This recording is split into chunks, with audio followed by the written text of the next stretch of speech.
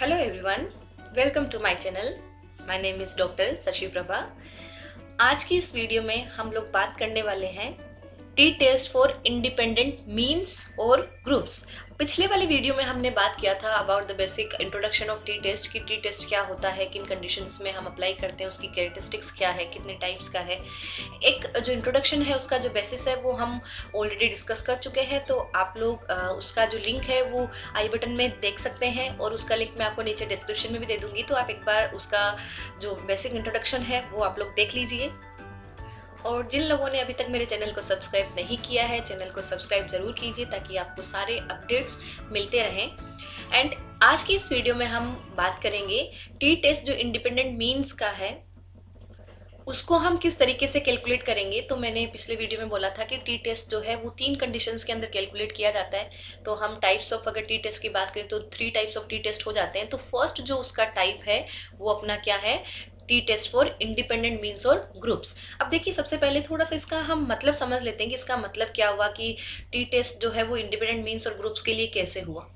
तो जब हमने कैरेक्टरिस्टिक्स की बात की, मैंने ये बोला कि टी टेस्ट जब भी हम कैलकुलेट करते हैं तो वो किस कंडीशन में करते हैं हमें जब 2 ग्रुप्स के जो मीन है उनका जो डिफरेंस है उसके सिग्निफिकेंस को अगर हमें चेक करना हो तो यहाँ पे हमारे पास में जो ग्रुप्स होंगे वो हमेशा कितने होंगे, 2 ही होंगे in the case of T test. चाहे वो किसी भी टाइप का टी टेस्ट हम कैलकुलेट कर रहे हैं, हमारे पास में जो ग्रुप्स होंगे वो हमेशा 2 ही ग्रुप होंगे। सो फॉर एग्जाम्पल देखिए, अगर जो सैंपल साइज है हमारा, अगर वो है 40 कि टोटल जो पार्टिसिपेंट जिनको हम अपने एक्सपेरिमेंट के अंदर इंक्लूड करने वाले हैं अगर वो 40 है, तो अभी हम क्या करेंगे, तो हमारे पास 2 ग्रुप है, ग्रुप ए एंड बी। तो इनके अंदर जो पार्टिसिपेंट जाने वाले हैं तो उसके लिए क्या करेंगे, इक्वली उनको रेंडमली डिवाइड कर दिया जाता है रेंडमाइजेशन प्रोसेस को यूज करते हुए। और रेंडमाइजेशन प्रोसेस क्या होता है, जिसको भी हम ऑलरेडी डिस्कस कर चुके हैं। Randomization is what, when each and every individual in the sample have equal chances to be select, कि कौन सेलेक्ट होने वाला है वो सबकी इक्वल प्रोबेबिलिटी होती है कि कौन ग्रुप ए के अंदर सेलेक्ट होगा, कौन ग्रुप बी के अंदर सेलेक्ट होगा। सो रेंडमली 20 पार्टिसिपेंट्स को हमने ग्रुप ए में ले लिया एंड 20 पार्टिसिपेंट को ग्रुप बी में ले लिया। तो अभी जो ग्रुप ए के अंदर जो पार्टिसिपेंट है वो एकदम अलग है किससे, ग्रुप बी के अंदर जो पार्टिसिपेंट है। तो क्या हो गया, एक ग्रुप अपना ए है एंड ग्रुप बी है दूसरा। तो जो लोग ग्रुप ए के अंदर पार्टिसिपेट करेंगे वो लोग ग्रुप बी के अंदर पार्टिसिपेट नहीं करेंगे, और जो लोग ग्रुप बी के अंदर पार्टिसिपेट करेंगे वो लोग ग्रुप ए के अंदर पार्टिसिपेट नहीं करेंगे।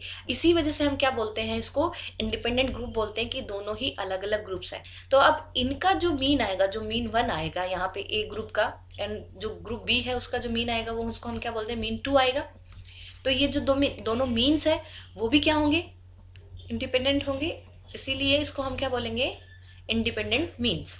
तो यहाँ पे जो टी टेस्ट हम कैलकुलेट करने वाले हैं उसका हमारा कंडीशन क्या होगा, 2 ग्रुप्स होंगे, उनके जो मीन्स है वो उनके बीच का जो डिफरेंस है क्या एक्चुअल में सिग्निफिकेंट है कि नहीं है, ताकि हम ये पता लगा पाए कि ग्रुप ए पे जो किसी भी ट्रीटमेंट की वजह से जो इम्पैक्ट आ रहा है वो क्या सही आ रहा है, और ग्रुप बी पे कितना डिफरेंस आ रहा है, ताकि हम जो भी हमारी एक्सपेरिमेंटल सिचुएशन यहाँ यूज की गई थी उसको हम सही तरीके से समझ पाए कि क्या एक्चुअल में जो डिफरेंस है वो हमारी उस स्टैटिकल सिचुएशन या हम ये बोल सकते हैं कि हमारी उस एक्सपेरिमेंटल मैनिपुलेशन की वजह से हो रहा है। तो देखिए अभी हम बढ़ते हैं कैलकुलेशन की साइड। सो एक जो अपने पास में यहाँ एग्जाम्पल दिया हुआ है उसमें क्या है, ग्रुप 1 एंड ग्रुप 2 है। इनकी जो एन साइज है वो क्या है, एक में 20 है, एक में 22 है, मतलब नंबर ऑफ पार्टिसिपेंट। अब मैं एक चीज बता दूं आप लोगों को, नंबर ऑफ पार्टिसिपेंट जैसे मैंने एग्जांपल में बोला, पीछे की सैंपल को हमने 20 में डिवाइड कर दिया, तो जरूरी नहीं है हमेशा जो अपने दोनों ग्रुप है उनका जो एन साइज है, मतलब जो साइज है पार्टिसिपेंट्स का वो इक्वल रहे, कोई मैंडेटरी नहीं है। ग्रुप के अंदर जो लोग हैं वो कम ज्यादा हो सकते हैं। तो यहाँ पे जो फर्स्ट ग्रुप है उसमें 20 पार्टिसिपेंट है एंड सेकंड ग्रुप में कितने, 22 पार्टिसिपेंट्स हैं। And the mean values for this group, first group के लिए क्या है 34.56 एंड सेकंड ग्रुप के लिए क्या है 30.56। और यहाँ पे अगर हम स्टैंडर्ड डेविएशन की बात करें तो फर्स्ट ग्रुप के लिए स्टैंडर्ड डेविएशन कितना है 5.68 और सेकंड ग्रुप के लिए कितना है 6.98। ये हमारा एक जो एग्जाम्पल है वो हमने लिया और उसके अंदर ये वैल्यूज हैं। तो अभी देखिए किस तरीके से हम टी टेस्ट यहाँ कैलकुलेट करेंगे, उसका फॉर्मूला क्या रहने वाला है। सो जो टी टेस्ट का फॉर्मूला है वो क्या होता है हमारा, देखिए यहाँ दोनों साइड लाइन बनाने का मतलब क्या है, वैल्यूज को एब्सोल्यूट कर दिया गया है। अगर अंदर जो भी वैल्यू चाहे प्लस में आए चाहे माइनस में आए, उस वैल्यू को हम कैसे कंसिडर करेंगे, प्लस में ही कंसिडर करेंगे। और ये चीज मैंने आपको कहाँ समझाई थी, जब हमने एवरेज डेविएशन कैलकुलेट किया था, उसके फॉर्मूला में भी हम जो एब्सोल्यूट का साइन है उसको हम यूज करते हैं। और उसका मतलब क्या होता है कि अगर वैल्यूज को एब्सोल्यूट कर दिया जाता है, इसका मतलब अगर वैल्यूज चाहे प्लस में आए चाहे माइनस में आए, उसको हम प्लस में ही कंसिडर करेंगे। सो देखिए फॉर्मूला क्या है, एब्सोल्यूट मीन 1 माइनस मीन 2, मतलब यहाँ पे क्या है, मीन 1 अपना दिया हुआ है, मीन 1 माइनस मीन 2 कर सकते हैं, देन डिवाइडेड बाय एसईटी। और ये एसईटी जो होता है वो क्या होता है, standard error of the difference between means, कि हमारे ये जो मीन है दोनों, उन दोनों मीन के बीच का जो डिफरेंस है उसमें कितना एरर क्रिएट हो रहा है। जो एरर क्रिएट होता है ना दोनों मीन के बीच के डिफरेंस का, उसको कैलकुलेट करते हैं हम किसके थ्रू, एसईडी के थ्रू। एसईडी हमारा होता है यही है, standard error of the difference between means. और क्योंकि मैंने बताया था कि टी टेस्ट कैसे जब कैलकुलेट करते हैं तब वो क्या बोलता है कि जो हमारा जो डिफरेंस है मीन के बीच में, क्या वो एक्चुअल में स्टैटिकली लाई करता है या किसी एरर की वजह से है। तो यहाँ देखिए अगर सिंपली अगर हम ऐसे तो माइनस कर ही सकते हैं mean 1 minus mean 2, but T test use करने का ही अपना यहाँ पे सिग्निफिकेंस क्या रहा कि अगर एरर की वजह से अगर वो डिफरेंस आ रहा है तब हमें पता लग पाए। इसी वजह से हम इसको किससे डिवाइड करते हैं, दोनों मीन को, जो मीन का जो डिफरेंस है उसको किससे हम डिवाइड करते हैं, एसईडी से। तो अब एसईडी को भी हमें कैलकुलेट करने का अपने पास एक फॉर्मूला है, वो क्या है, SED is equal to root SEM1 का स्क्वायर प्लस SEM2 का स्क्वायर। और यहाँ पे जो SEM जो होता है ये 1 एंड 2 क्या हो गया, ये फॉर ग्रुप 1 हो गया एंड ये क्या हो गया, फॉर ग्रुप 2 हो गया। तो SEM1 अपना जो तो जो SEM जो है वो क्या है यहाँ पे, standard error of the first mean. SED क्या था कि इन दोनों मीन के बीच का जो डिफरेंस है उसका एरर कितना है, वो SED था। लेकिन फर्स्ट जो मीन है उसका खुद का ही एरर कितना है, कि जो मीन हमने कैलकुलेट किया क्या इसमें कोई एरर आ रहा है, तो वो क्या हो गया आपका SEM हो गया। तो SEM1 क्या हो गया कि जो ग्रुप फर्स्ट है उसके मीन का जो एरर है वो SEM1 हो गया, एंड जो ग्रुप 2 है उसके मीन का जो एरर है वो आपका क्या हो गया, SEM2 हो गया। तो यहाँ पे SEM निकालने का भी एक हमारा अगेन एक फॉर्मूला है जिसके थ्रू हम SEM को निकालेंगे, और वो फॉर्मूला क्या है अपना, SEM is equal to SD divided by root n-1। तो यहाँ 1 क्यों लगाया, जब हम फॉर ग्रुप 1 निकालेंगे, ग्रुप 1 के लिए निकालेंगे तब हम यहाँ पे SD यूज करेंगे। यहाँ पे जो स्टैंडर्ड डेविएशन दिया हुआ है और स्टैंडर्ड डेविएशन कैलकुलेट करना, मीन कैलकुलेट करना, इन सब के बारे में हम डिटेल के अंदर सारे फॉर्मूलाज को डिस्कस कर चुके हैं, और उनकी वीडियो सारे आप लोग पीछे जाके देख सकते हैं। तो SED ऑलरेडी यहाँ दिया हुआ है, तो SEM1 निकालने के लिए हम क्या करेंगे, SD1 मतलब जो फर्स्ट ग्रुप का जो SD है हमारा उसको हम डिवाइड करेंगे रूट n1, जो n की वैल्यू है ग्रुप 1 के लिए -1, ये हमारा फॉर्मूला हो जाएगा।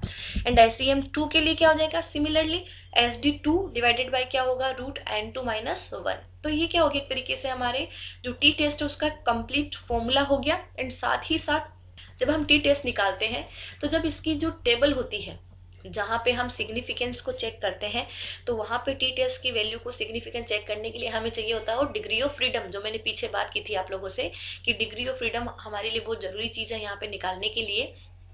तो देखिए डिग्री ऑफ फ्रीडम का फॉर्मूला यहाँ पे क्या है, क्योंकि जो फॉर्मूला है पीछे मैंने क्या बताया था, n-1 बताया था आप लोगों को कि जो फॉर्मूला होता है अपना क्या होता है, n-1 होता है। लेकिन अभी आपको लगेगा कि ये तो थोड़ा फॉर्मूला आपने अलग बता दिया। तो यहाँ अलग क्यों बताया, क्योंकि 2 ग्रुप्स अपने पास में, वहां उस कंडीशन में जो मैंने एग्जांपल लिया था इंट्रोडक्शन के टाइम पे, तो वहां पे क्या था, एक ही ग्रुप था, बट अपने पास यहाँ 2 ग्रुप है। तो हमने क्या किया, n1 फर्स्ट ग्रुप में से 1 माइनस कर दिया, एंड सेकंड ग्रुप का जो नंबर n है उसमें से भी 1 माइनस कर दिया। दोनों को ऐड तो हमें करना पड़ेगा ना, क्योंकि 2 ग्रुप्स अपने पास में यहाँ पे, इस वजह से ये DF का फॉर्मूला अपना क्या हो गया, ये वाला हो गया कि n1 - 1 प्लस n2 - 1, ये अपना DF का फॉर्मूला हो गया। तो जो 3 इंपॉर्टेंट कॉन्सेप्ट की हमने बात की थी, पहला हमने DF की बात की थी, सेकंड हमने फिर बात की थी नल हाइपोथेसिस की। तो यहाँ जो हमारा टी टेस्ट है ये यूज ही हम क्यों कर रहे हैं कि ये जो दोनों के बीच का जो डिफरेंस है, क्या ये एक्चुअल में सिग्निफिकेंट डिफरेंस है कि नहीं है। तो नल हाइपोथेसिस में मैं क्या मान के चल रही हूँ कि यहाँ पे डिफरेंस जो है वो 0 है, लेकिन अगर मैं अल्टरनेटिव हाइपोथेसिस लूँ तो इसका मतलब क्या है, वहां पे डिफरेंस लाई करता है। तो एंड थर्ड चीज जो हमने बात की थी वो था लेवल ऑफ सिग्निफिकेंस। तो लेवल ऑफ सिग्निफिकेंस की हम कब बात करते हैं कि जो टी टेस्ट का जो आंसर आएगा यहाँ पे, उसको जब हम टेबल में चेक करते हैं उसकी जो वैल्यू है वो कितने अल्फा लेवल पे लाइक करता है, 0.01 या 0.05 लेवल तक वो बता पाता है। सो अभी देखिए इसका कैलकुलेशन जो है वो हम स्टार्ट करते हैं। अब देखिए एक चीज मैं आप लोगों को बता दूं, जैसे फॉर्मूला मैंने ऊपर से नीचे लिखा है कि सबसे पहले मैंने बताया आपको कि टी टेस्ट का फॉर्मूला ये होता है, देन एसिडी निकालने का अपना फॉर्मूला ये होता है, देन एसईएम निकालने का फॉर्मूला नेक्स्ट लिखा हमने। लेकिन जब हम कैलकुलेट करते हैं तो हमें नीचे से ऊपर चलना पड़ेगा, क्योंकि अगर मुझे एसिडी की वैल्यू को पुट करना है तो पहले मुझे ये फॉर्मूला निकालना पड़ेगा, कैलकुलेट करना पड़ेगा एसिडी को, और एसिडी कैलकुलेट करने के लिए पहले मुझे एसईएम निकालना पड़ेगा। सो मुझे कैलकुलेट करने के लिए नीचे से ऊपर चलना पड़ेगा। तो सबसे पहला जो हम निकालेंगे, यहाँ पे देखिए मैं निकालती हूँ SEM1 निकालती हूँ, यहाँ पे क्या रहेगा। तो फॉर्मूला क्या है आप लोगों को पता ही है, नीचे आप साइड में दिया हुआ है SD1 divided by root N1 minus 1, ये अपना फॉर्मूला है। तो इस फॉर्मूला में डायरेक्ट अभी मैं वैल्यूज पुट कर रही हूँ यहाँ पे, तो क्या रहेगा 5.68 डिवाइडेड बाई n कितना है हमारे पास यहाँ फर्स्ट ग्रुप के लिए 20, सो 20 माइनस 1, ये हमने वैल्यूज को यहाँ पे पुट कर दिया। तो अगर आप लोग अभी इसको पूरे को कैलकुलेट करते हैं पूरा, तो मैं हर एक वैल्यू कैलकुलेट नहीं कर रही हूँ, आप जब कैलकुलेट करेंगे कैलकुलेटर लेके देखिए कि 20 माइनस 1 क्या 19 आ गया। 19 का रूट पहले निकालेंगे, फिर जो 19 के रूट की जो वैल्यू आएगी उससे हम 5.68 को डिवाइड करेंगे, तो अपने पास जो एट लास्ट जो एसईएम का जो वैल्यू है वो क्या आ जाएगा यहाँ पे 1.302, ये SEM1 की वैल्यू आ गई। देन अब हम निकालेंगे SEM2 की value. Then formula, again formula हम लोगों को पता ही है क्या है इसका, SD2 divided by root N2 minus 1। तो अगेन इसकी वैल्यूज को भी हम यहाँ पुट कर देते हैं, 6.98 डिवाइडेड बाई कितना है n यहाँ 22 माइनस 1। तो अभी फिर वही सारा कैलकुलेट करेंगे तो क्या हो जाएगा 22 माइनस 1 21 हो गया। 21 का रूट निकाल लेंगे और जो वैल्यू आएगी उससे हम डिवाइड कर देंगे 6.98 को, तो अपनी जो वैल्यू है वो क्या आ जाएगी 1.524 यहाँ पे वैल्यू आ जाती है। अब देखिए ये तो हमने SEM1 और SEM2 निकाल लिया। अब SED निकालने के लिए हमें क्या चाहिए, इन दोनों का स्क्वायर चाहिए। तो अपना जो फॉर्मूला है वो जब वैल्यू पुट करेंगे तो क्या रहेगा SED रूट SEM1 की वैल्यू कितनी है 1.302, इसका क्या हो जाएगा स्क्वायर, प्लस SEM2 की वैल्यू कितनी है 1.524, इसका भी यहाँ क्या होगा स्क्वायर होगा। तो जब हम पहले क्या करेंगे फर्स्ट वैल्यू का स्क्वायर निकालेंगे, देन सेकंड वैल्यू का स्क्वायर निकालेंगे, देन उनको ऐड करेंगे। तो इसला जो एसिडी की जो अपनी वैल्यू है और ऐड करने के बाद में हमें उसका रूट भी निकालना पड़ेगा। तो ओवरऑल सब कुछ कैलकुलेट करने के बाद हमारा जो वैल्यू है वो क्या आ जाएगा 2.004, अपना ये आंसर यहाँ पे निकल के आ जाता है।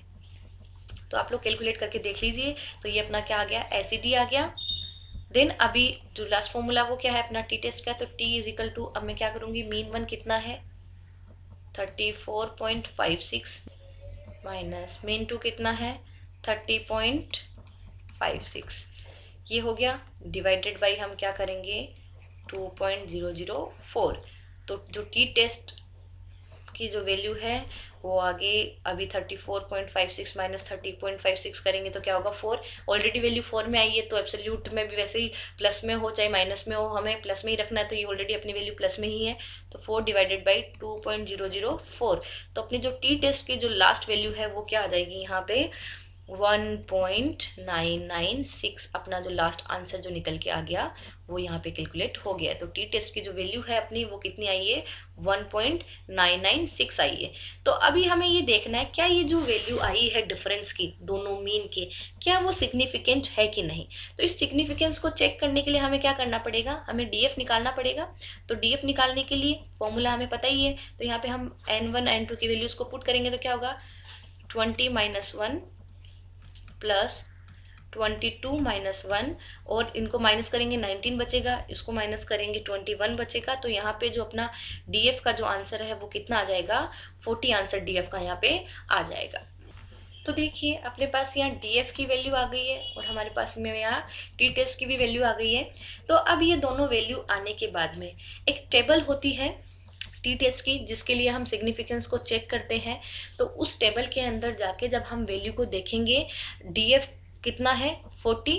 तो इस पे जाके हम जब टी टेस्ट की इस वैल्यू को जब एनालाइज करेंगे तो हमें वहां पे पता चलेगा कि हमारी जो वैल्यू है वो 0.05 लेवल पे सिग्निफिकेंट है।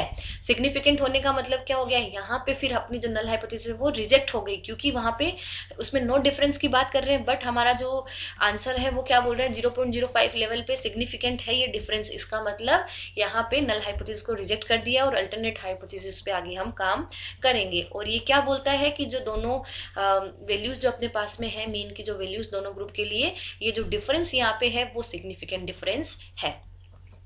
अब एक हो सकता है डाउट आप लोगों के दिमाग में हो कि मैम ये जो टेबल आप बोल रहे हैं कि जहां जाके हमें देखना है वो कौन सी टेबल हमें देखनी होती है और उस टेबल को हम किस तरीके से चेक करेंगे। तो इसके लिए मैं आप लोगों के लिए एक अलग से वीडियो बना दूंगी जिसके अंदर सिर्फ हम इसी चीज पे हम बात करेंगे कि किस तरीके से जब हम टी टेस्ट है उसकी टेबल को चेक करते हैं तो हमें किन वैल्यूज को देखना है और किस तरीके से हमें टेबल को चेक करना है। तो उसके लिए हम एक अलग वीडियो में बात करेंगे, क्योंकि टी टेस्ट के लिए भी एक टेबल को हमें देखना होता है, देन अनोवा के लिए भी हमें एक टेबल को देखना होता है।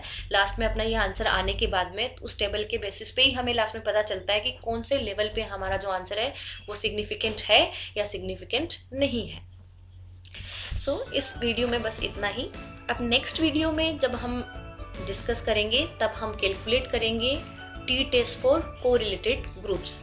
तो उसके बारे में सारा जो एक्सप्लेनेशन है, सारी डिटेलिंग हम नेक्स्ट वीडियो में डिस्कस करने वाले हैं। अगर आपको ये वीडियो पसंद आया हो तो वीडियो को लाइक ज़रूर करें, वीडियो को शेयर करें और चैनल को सब्सक्राइब करें। Thank you.